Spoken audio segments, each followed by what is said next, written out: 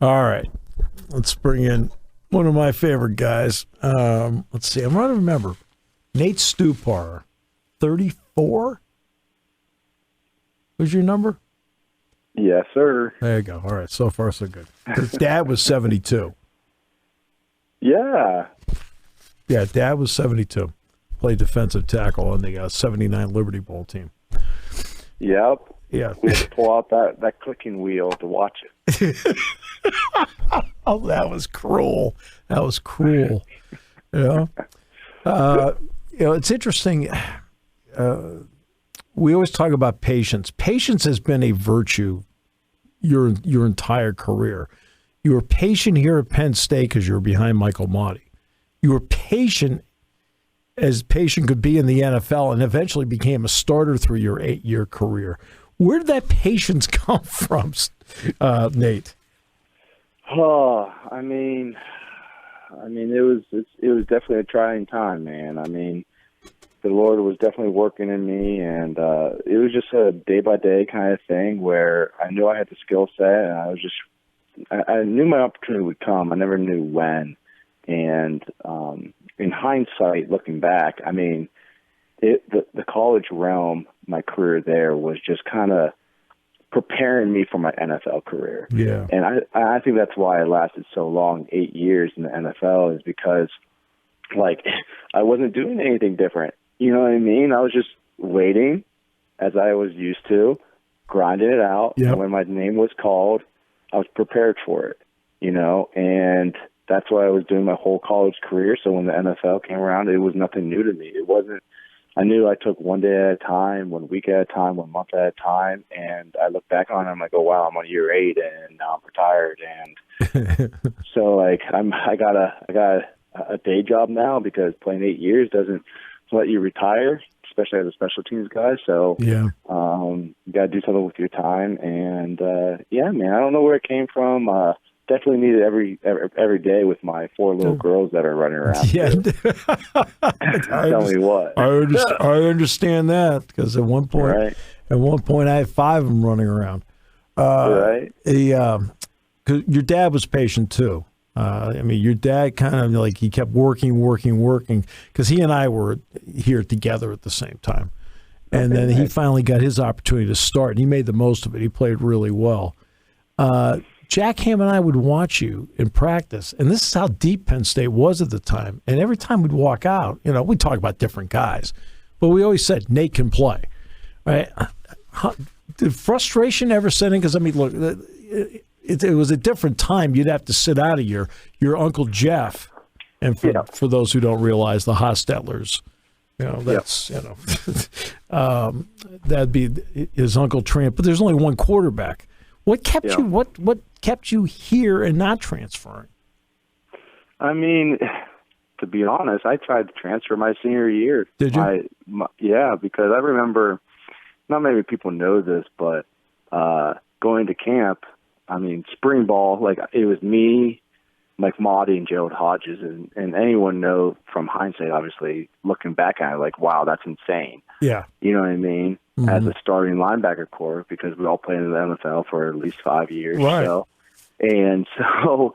I remember just going in. I pulled my hamstring in spring ball and stuff like that, and but then all of a sudden we walk, like we pack, we go into the dorm rooms or where we were living for camp, and we go into the first meeting linebacker room, and I got moved under Mike Motti again, and they moved Glenn Carson up. And I remember. I forget what year. I remember.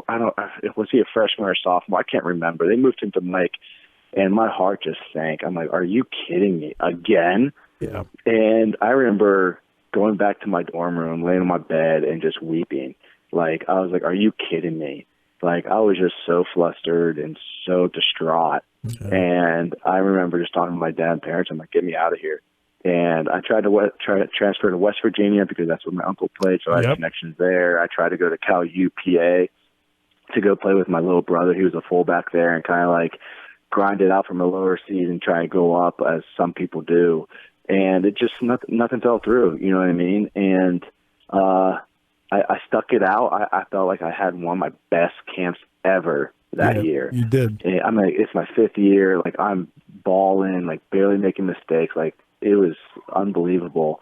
And I remember going to, like, the breakfast at Joe Paterno's house, and all the seniors were there. And Joe probably even brought up, I don't even know who's going to start, Nate or Monty. So, like, I'm sitting there, I'm like, Nate, I have a chance at this. I'm like, finally. And first game rolls around, nope. Second game rolls around, nope. Third games roll around, nope. And it was those, like, and Mike was playing well. I'm not going to take anything. Mike was playing really well. He was playing really well. We were down against Indiana. He jumped the 7 route, intercepted. We came back, won the game. He was like hero. Good, you know what I mean? Good for Hamlin. And I was getting like spurts of plays. So I'd come in for like 4 or 8 plays a game. You know what I mean? Not much. And but like I had 4 plays against Alabama at home that one year, and I made 4 plays. And I remember Joe Pop coming up to me like, "Hey, we gotta get you on the field more." And I'm like, "Yeah, you think so?"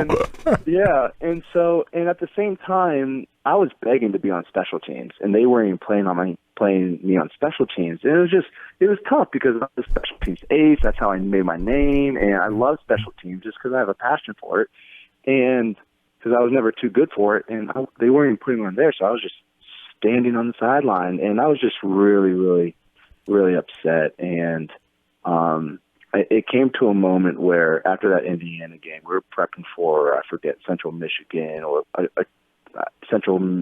forget who it was. And right before that game, we're on a Wednesday practice, and I threw my gloves on the ground, and I said, I'm done. I quit. And I went back to my locker, texted my dad, and I go, "Hey, look, I'm done. Like, I'm done with this. I want to marry my girlfriend, Marissa, who's now my wife. I'm like, I want to move on. Like, I'm done with this." And my dad was like, "Don't do anything rash. Come home and we'll talk about it." Mm-hmm. And so I do that. I go home. We sit on the porch, and we're just bawling. We're praying. And because I only live 3 minutes away from there, 3 miles, my parents do. Right. And my dad said, "I don't know what the Lord has in store, but he has a purpose, and we just can't see it yet." And he's like, "You never quit a thing in your life. Why start now?" And so I went back. When I found my gloves on the field, I picked them up because I needed them for practice. Yeah. And yes, what happens is they actually do stay out there. Then he went through practice, and the next game came around, and still nothing the first half, man. And my dad's on the sidelines. I went over to him, and he's just like, "Man, this sucks." I'm like, "Yeah, it does." Then I started looking at Marty in the third quarter. He went to go make an open field tackle on the D gap, and he just tore his ACL again. Yeah. And I'm like, "Are you kidding me?" Was this a Temple game? No, okay. It wasn't Temple. It was like Central Michigan or something. All right. It was like a green team with an E on their helmet. Right. That's all I can Eastern remember. Michigan. And so I'm like, "Are you kidding me?" And me and Mike locked eyes. I'm like, "Just stay down," because I didn't know. I was just like, I didn't know what happened at the time. And he goes down, and I felt so bad because you never, like, you want your opportunity, but you never want it to be because someone just got hurt. You know what I mean? And you guys in that room are tight to begin with, anyway. You know? Yeah, it's different in college. Yeah. You're all fighting against Sure. It's a position battle and stuff. NFL is a little bit different. It's more buddy in the NFL. Yeah, exactly. The NFL's all business. Yeah, because it all comes down to money and who likes who and who gets paid more, and that's a completely different discussion. But he went down, and I go in my first play of sack. I go and start the rest of the 9 games. I go get invited to the NFL Combine. I go get drafted, and obviously my NFL career is completely a different story. But man, like, from going to quitting one day to going to start, and just because I never should have played in the NFL at all, because if it wasn't for my dad and my mom being there in the most crucial time, and my wife, or girlfriend at the time, Marissa, like, I never would have been where I'm at today. And I thank God that I had the people in my corner to be there for me. Yeah, because you get to the end. I had to do all that special teams, and you were on some practice teams along the way, but you kept your career alive. And at one point, the Giants, you started. And just what was that like, where you just looked around and go, "I'm starting in the National Football League"? Yeah, my first starting game, it was funny because you mentioned the Giants. I finished there, but my first actual start in a game was with the Falcons, and I started at Sam, which I never got any reps at during camp. Yeah. Ever. And so, I mean, I played D-end in high school, so it was natural for me. I loved the Sam position when I was with the Falcons. And I remember my linebacker coach, it was like Wednesday practice, the meeting, like we finished the meeting and we're breaking and going out to practice. He goes, "Hey, Nate." I'm like, "Yeah, what's up?" He goes, "You're starting at Sam this week." I turn around and I'm like, "What?" He goes, "You got a problem with that?" I'm like, "No." I go and open my playbook, start trying to learn the Sam position. I'm a very smart guy, so I knew the whole entire defense already. Right. Just the calls that you have to make when shifts happen and the adjustments you have to make. You never practice them. I only did for a couple of times. So I remember going out there for the first practice, and they're like, "Stupar, you're supposed to know what's going on." I go to Chris Smith. I'm like, "Hey, look, give me a day." And after that, I was golden, man. And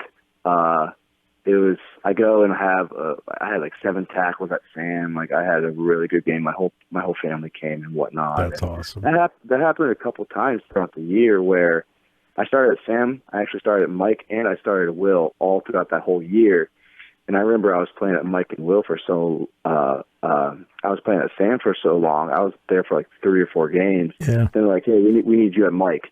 I'm like, "Okay." And the first practice on the Wednesday practice, it was like the worst practice I ever had.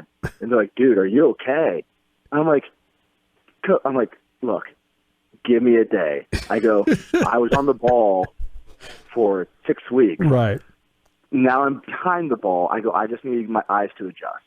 And then I go ball out for the next game. And I'm just like, "Calm down. I know myself, and just give me some time." So a lot of interesting times. But, yeah, it was fun starting, and especially at home, near home in New York. So, yeah. So what are you doing today? What am I doing today? Yeah. Because you referenced earlier, it's kind of helped set you up for today. So, yeah, right. I work for RH Marcon, which is a commercial roofing company here in State College, and I'm the Vice President of Business Development and Maintenance. So I am the Vice President of Maintenance. I oversee that, run it, manage it, and make sure it's running smoothly. And I also do a lot of the sales and stuff like that with like re-roofs and the roof maintenance that we do on roofs and the service work. And right now I'm mobile, but it was a rainy day, so I'm just working from home today and just looking out the window right now. I see Mount Nittany, I see Tussey on the side of the mountain, and talking to you guys, man, right now. Yeah. It's amazing how life works out, isn't it? Right. Back at home, both sets of parents here, and my best friend, my brother Robbie, he lives a mile down the road from me too. He just built, so yeah, enjoying it, man. I mean, Marcon's a great company, family oriented, and they love their employees and take care of them. Yep, so. Know the owner. That's what happens. We're all been here for such a long time. Everybody knows everybody. Hey, I know, right? Great having you on the show. All right, we'll get you back on because I feel like we only scratched the surface because there's some great stories there. I'm an open book, man. I'm an open book. I got nothing to prove anymore from football, so I can let those stories roll. See, that's the difference. No one can fire me now. I feel like I've got something to prove every day because I still can be fired. All right. Yeah, right. Nate, you got a good voice, though. You got a good voice, decent. All right, I'm hanging in there with it. Right. Hey, Nate, thanks so much. Appreciate you. No, appreciate you. Thanks for having me on. Take care.